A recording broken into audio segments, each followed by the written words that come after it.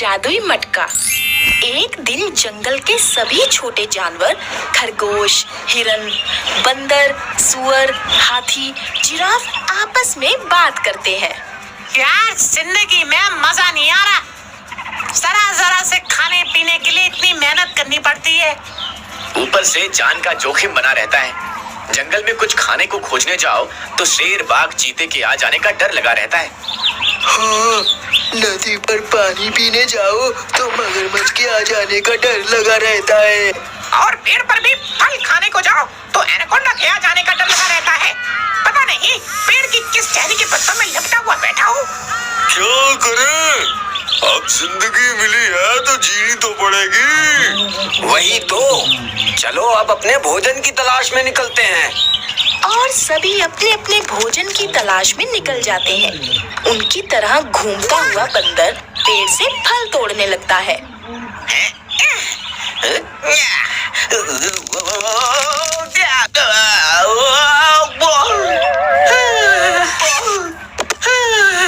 ये क्या हो गया था मुझे? आजकल के पेड़ में ताकत ही नहीं बची। एक बंदर का वजन तक नहीं संभाल सकते। कितनी प्यास लगी है, काश कि पानी मिल जाए। पहले पानी पी लेता हूँ फिर खाता हूँ।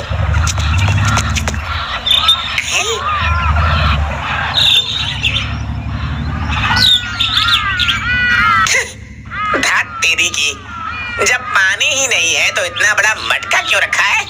चलो इसमें पानी भर के पेड़ के नीचे रख दिया करूंगा।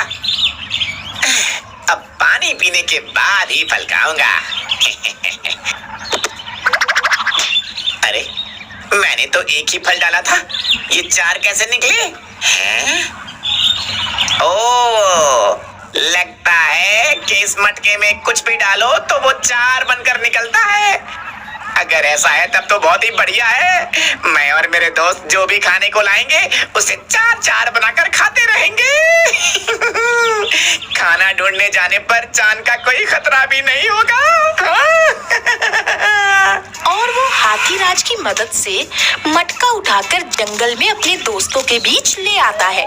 जब वो सभी को उसके बारे में बताता है तो किसी को भी यकीन नहीं होता। अरे ऐसा कैसे हो सकता है? 4-4 गट्ठर? अरे यार ये तो वाकई में कमाल की चीज है। हाँ वही तो, आज के बाद हम लोगों को अपने शिकार हो जाने का कोई डर नहीं रहेगा। हम अपने अपने घर में आराम से रहेंगे। जब भी भूख लगेगी एक छोटी सी चीज लाकर इसमें डाल देंगे और 4-4 बना लेंगे और फिर खाएंगे मजे से। अब उन सारे जानवरों के मजे हो जाते हैं।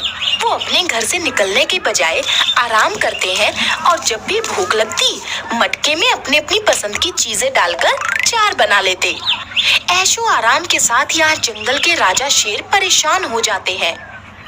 ओए गीदड़, एक बात मेरी समझ में नहीं आती। आजकल जानवर जंगल में घूमते हुए नहीं दिखते। सब क्या जंगल छोड़ गए? 2 दिनों से कोई शिकार हाथ नहीं लगा। हालत खराब हो रही है। मैं खुद भी ये महसूस कर रहा हूँ शेरराज। आखिर सारे जानवर दिखाई क्यों नहीं दे रहे? वही तो यार, कम से कम अपना पेट तो भरने बाहर रहे, तभी तो हमारा पेट भरेगा। हाँ, गर्दन मत हिलाओ, जाओ जाके देखो। सुनकर गीदड़ जाता है और जब उसे बंदर और उसकी टोली जादुई मटके से खाने की आइटम बनाते दिखती है तो वो चौंक जाता है। वो तुरंत आकर शेरराज के कान भरता है।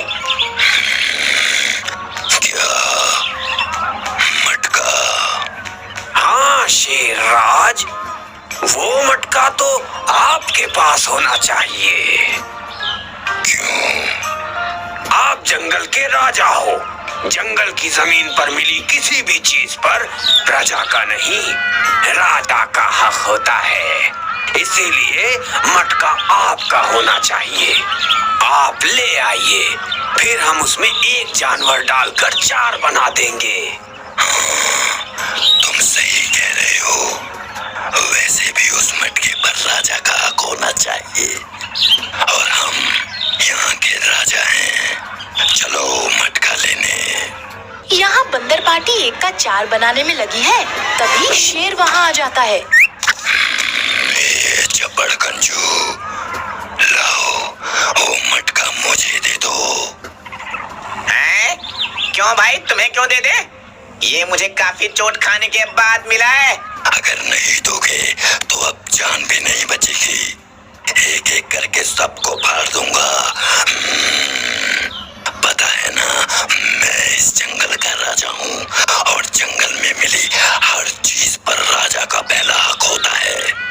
तुम्हें पहले ही ईमानदारी से ये मेरे पास पहुँचाना चाहिए था। लाओ इधर। अरे वाह महाराज, ले चलो जल्दी। अरे इतनी जल्दी क्या है, अब तो ये अपना हो गया है, अपने से कौन छीन पाएगा। जरा देखें ऐसा क्या है इस मटके में जो चीजें चार चार हो जाती हैं।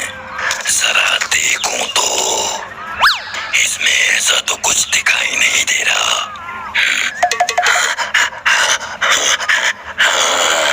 अरे शेरराज, देखो। अरे शेरराज, अरे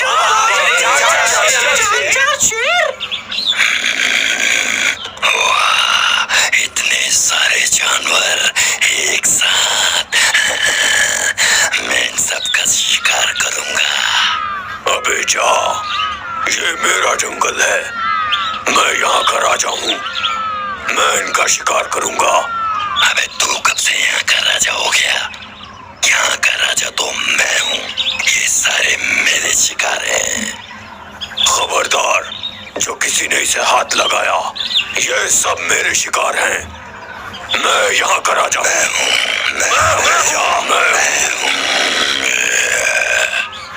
ना, हमारे राजा तो सबसे बहादुर हैं, उनसे कोई जीत ही नहीं सकता। जो जीत जाएगा हम समझ जाएंगे कि वो ही हमारा राजा है। ऐसा तो देखो, मैं ही तुम्हारा राजा साबित होऊंगा।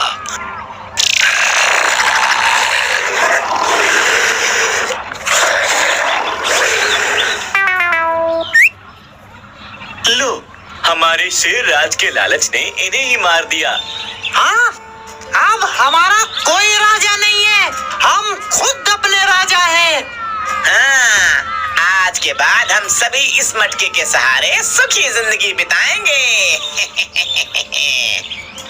जंगल में हंगामा हो जाता है। चारों तरफ आग की तरह ये खबर फैल जाती है कि बरसों पहले जिस नागिन को इंसान पकड़कर ले गए थे, वो अचानक आ गई है। उसमें दो बातें हो गई है। एक तो उसे इस बात का जंगल वालों से गुस्सा है कि इंसान उसे पकड़कर ले गए, फिर भी कोई भी जंगल का जानवर उसे बचाने नहीं आया। और दूसरी, इतने बरस इंसानों के बीच रहकर तपस्या करते हुए वो नागिन अब इच्छाधारी नागिन बन गई है और वो जब चाहे तब अपनी इच्छा से किसी का भी रूप ले सकती है। सुनकर पूरे जंगल के जानवर सरप्राइज हो जाते हैं। यहाँ तक कि जंगल के राजा शेर भी सरप्राइज हो जाते हैं कि वो इच्छाधारी नागिन किसी का भी रूप ले सकती है। ऐसा कैसे हो सकता है? पर शेर के दरबार के जंगली जानवर कहते हैं कि हमने अपनी आंखों से देखा है।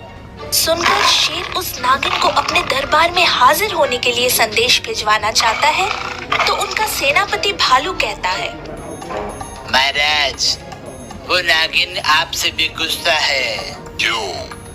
उसका कहना है कि जब इंसान उसे पकड़कर शहर ले गए थे तो आप भी उसे बचाने के लिए नहीं आए।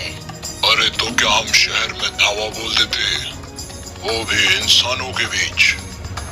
अरे तुम्हें तो पता है, हम शेर भले ही सबसे खतरनाक जानवर कहलाते हो, और इंसान से ज्यादा खतरनाक और ताकतवर जानवर कोई भी नहीं है। हम इंसानों से कैसे पंगा ले सकते थे? ये बात तो उसे समझानी पड़ेगी महाराज। तो समझाओ और उसे हमारे सामने लेकर आओ। हम भी तो इच्छाधारी नागिन को देखने की हमारी इच्छा पूरी करें। और शेर महाराज के कहने पर भालू उसे बुलाने उसके बिल के सामने पहुंचता है। नागिन, ए नागिन। नागिन नहीं, इच्छाधारी नागिन बोल। अच्छा, इच्छाधारी नागिन, शेर महाराज ने तुम्हें बुलाया है। क्यों? वो तुम्हें देखना चाहते हैं। हटा, हटा! इच्छाधारी नागिन की जय हो। बोलो, क्या इच्छा है तुम्हारी? नागिन देवी, मेरी केला खाने की इच्छा है, पर कहीं मिला नहीं। तथास्तु, सामने के बिल में हाथ डालो, केला मिल जाएगा। अरे क्या नाटक है? नाटक नहीं, हकीकत है। ये इंसानों के बीच रहकर इंसानों से तपस्या सीखकर इच्छाधारी नागिन बन गई है। अपनी इच्छा से अपना रूप बदल सकती है और हमारी इच्छा भी पूरी कर सकती है। बस, चलो, तुम्हारे हमारे शेर महाराज ने बुलाया है। नहीं होगी। तुम्हें तो आना ही पड़ेगा, नहीं तो मैं तुम्हें उठा कर ले जाऊंगा। नागिन, अपनी इच्छा से हाथी का रूप बदलकर इसे सबक सिखा दो। हाथीराज, हट जाओ। मुझे नागिन को शेर महाराज के दरबार में लेकर जाना है। भालू, मैं हाथी नहीं, नागिन हूँ। नागिन? और नागिन के हाथी रूप से मार खाकर शेर के सामने पहुंचने पर जब वो सब उसे बताता है तो शेर को यकीन नहीं आता है। मुझे विश्वास नहीं हो रहा। मुझे भी विश्वास नहीं हुआ था, मगर वो नागिन हाथी का रूप लेकर नागिन की ही आवाज में बात कर रही थी। हाथी नागिन की आवाज में बोल रहा था। हाँ, काश ये सीन हम भी देख पाते। चलो, अभी उसको अपने पंजे पर लपेट कर लेता हूँ। और शेर महाराज भालू के साथ नागिन के बिल के पास पहुंचते हुए दहाड़ते हैं। ऐ नागिन! नागिन नहीं, इच्छाधारी नागिन। इच्छाधारी नागिन, बाहर निकल। अभी मैं तेरी सारी इच्छाएं पूरी करता हूँ। ले, किसका रूप ले सकती है तू? बाहर आती है या तोड़ दूं तेरा घर? अरे, भाग कर कहाँ जाएगी? मैं पेड़ पर चढ़ जाऊंगी। तू तो पेड़ पर नहीं चढ़ पाएगा ना। तू भी कहाँ चढ़ पाएगी? मैं इच्छाधारी नागिन हूँ। के अंदर जा रही नागिन को अचानक पकड़वा लिया। नेवले ने उसे अपने मुंह में दबोच लिया। ये देखते ही नागिन छटपटाने लगी, अपने आप को छुड़ाने की कोशिश करने लगी, पर छुड़ा नहीं पाई। तभी शेर भालू सियार वहाँ आते हैं। उसे छटपटाते देख सियार कहता है, क्यों छटपटा क्यों रही हो? तुम तो इच्छाधारी नागिन हो। न्योले को पकड़ने वाले सपेरे का रूप लेकर अपने आप को छुड़ा लो। जब कोई मुझे मुंह में पकड़ कर रखता है तो मैं रूप नहीं ले सकती। तब तो अच्छा है नेवले भाई, तुम इसे मुंह में ही दबाकर मार दो। कम से कम हम इसकी इच्छाओं से शिकार होने से बच जाएंगे। नहीं, नहीं, मुझे छोड़ दो, मुझे बचा लो। अरे मैं इच्छाधारी नागिन नहीं हूँ। क्या तुम इच्छाधारी नागिन नहीं हो? तो फिर वो मुझे मारने वाले हाथी का रूप? और वो पेड़ पर बंदर का रूप लेकर कैसे चढ़ गई थी तुम? और शेर का रूप लेकर मेरे सामने कैसे आ गई थी तुम? अरे वो तो मेरी चाल थी। इंसानों के बीच रहकर मैंने ये सारे पैतरे सीखे थे। वहीं रहकर मैंने इच्छाधारी नागिन के बारे में सुना था। पर तुम रूप कैसे बदलती थी? ये रूप नहीं बदलती थी शेर महाराज। आप लोगों ने नोट नहीं किया, ये जब चट्टान के पीछे भागी तभी पीछे से हाथी निकला। पेड़ के पीछे भागी तभी बंदर बनी। इसका मतलब चट्टान के पीछे और पेड़ के पीछे इसके हाथी और बंदर साथी पहले से छुपे थे कि ये वहां जाकर छुप जाएगी और वे सामने आ जाएंगे। फिर वे मुंह हिलाते थे और नागिन पीछे से बोलती थी।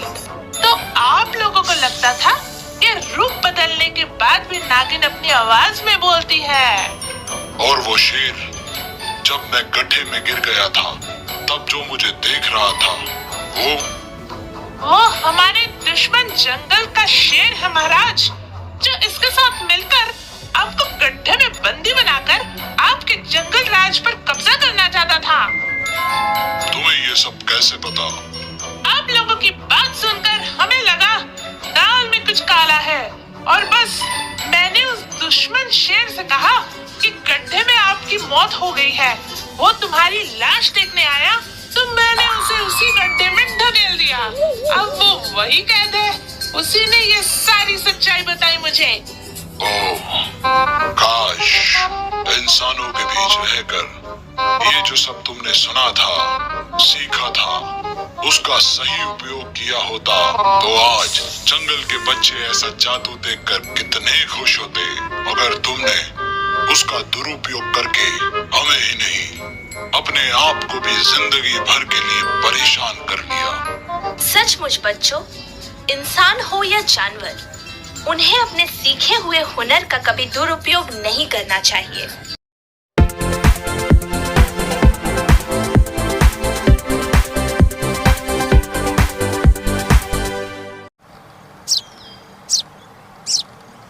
एक समय की बात है, किसी गांव में एक बूढ़ी माई रहती थी। वो बहुत नियम धर्म से व्रत आदि करती थी। एक दिन भगवान के घर से यमदूत उसे लेने आ गए और वो उनके साथ चल पड़ी। चलते चलते एक गहरी नदी आई तो यमदूत बोले, माई क्या तुमने कभी गौदान किया है? बूढ़ी माई ने उनकी बात सुनकर मन में श्रद्धा से गौ माता का ध्यान किया तो गौ माता उसके सामने प्रकट हो गई और बूढ़ी माई ने गौ माता की पूंछ पकड़कर नदी पार कर ली। वह यमदूतों के साथ फिर से आगे बढ़ी तो काले कुत्ते रास्ते में आए। यमदूत फिर बोले, माई क्या कभी काले कुत्ते को खाना खिलाया है? बूढ़ी माई ने मन में कुत्तों का ध्यान किया तो वह रास्ते से चले गए। जब बूढ़ी माई यमदूतों के साथ फिर से आगे बढ़ने लगी तो रास्ते में कौओं ने उसके सिर पर चोंच मारनी शुरू कर दी। यमदूत बोले, माई कभी ब्राह्मण की बेटी के सिर में तेल लगाया है? बूढ़ी माई ने ब्राह्मण की बेटी का ध्यान किया तो कौओं ने चोंच मारनी बंद कर दी। कुछ आगे बढ़े तो बूढ़ी माई के पैरों में कांटे चुभने लगे तो यमदूत बोले, बूढ़ी माई कभी खड़ाऊ आदि दान की है? बूढ़ी माई ने उनका ध्यान किया तो उसके पैरों में खड़ाऊ आ गई। बूढ़ी माई फिर आगे बढ़ी तो चित्रगुप्त जी ने यमराज से कहा, आप किसे लेकर आए हैं? यमराज जी बोले, बूढ़ी माई ने दान पुण्य तो बहुत किया है लेकिन धर्मराज जी का कुछ भी नहीं किया, इसलिए आगे द्वार इनके लिए बंद है। यह सारी बात सुनने के बाद बूढ़ी माई बोली कि आप मुझे सिर्फ 7 दिन के लिए वापस धरती पर भेज दो, मैं धर्मराज जी का व्रत और उद्यापन करके वापस आ जाऊंगी। बूढ़ी माई वापस धरती पर अपने गांव आ गई और गांव वालों ने उसे भूतनी समझकर अपने दरवाजे बंद कर लिए। जब वह अपने घर गई तो उसके बहू बेटे भी दरवाजा बंद करके बैठ गए। बूढ़ी माई ने कहा, अरे मैं भूत नहीं हूँ, मैं तो धर्मराज जी की आज्ञा से वापस धरती पर आई हूँ 7 दिनों के लिए। इन 7 दिनों में मैं धर्मराज जी का व्रत उद्यापन आदि करूंगी जिससे मुझे परलोक में जगह मिल सके। बूढ़ी माई की बातों से आश्वस्त होकर बेटे बहू ने उसके लिए पूजा की सारी सामग्री एकत्रित कर दी। लेकिन जब बूढ़ी माई कहानी कहने लगी तो उसके बेटे बहुओं ने हुंकारा नहीं भरा, लेकिन पड़ोसन ने सारी कहानी हुंकारा भरते हुए सुनी। 7 दिनों की पूजा, व्रत व उद्यापन के बाद धर्मराज जी बूढ़ी माई को लेने के लिए विमान भेजते हैं। स्वर्ग का विमान देखकर बेटे बहू के साथ सारे गांव वाले स्वर्ग जाने को तैयार हो गए। बूढ़ी माई ने कहा, तुम कहाँ तैयार हो रहे हो? मेरी कहानी केवल पड़ोसन ने सुनी है, इसलिए वही मेरे साथ जाएगी। सारे गांव वाले बूढ़ी माई से धर्मराज जी की कहानी सुनाने का आग्रह करते हैं। तब बूढ़ी माई उन्हें कहानी सुना देती है। कहानी सुनने के बाद सारे गांव वासी विमान में बैठकर स्वर्ग जाते हैं। तो धर्मराज जी कहते हैं, मैंने विमान केवल बूढ़ी माई को लाने भेजा था। बूढ़ी माई कहती है, धर्मराज जी, मैंने जो भी पुण्य किया है उसमें से आधा भाग आप गांव वालों को दे दें। इस तरह से धर्मराज जी ने गांव वासियों को भी स्वर्ग में जगह दे दी। हे धर्मराज जी, जैसे आपने बूढ़ी माई के साथ गांव वालों को भी स्वर्ग में जगह दी, उसी तरह से इस कथा को कहने वाले, सुनने वाले और हुंकारा भरने वाले सब पर कृपा करना।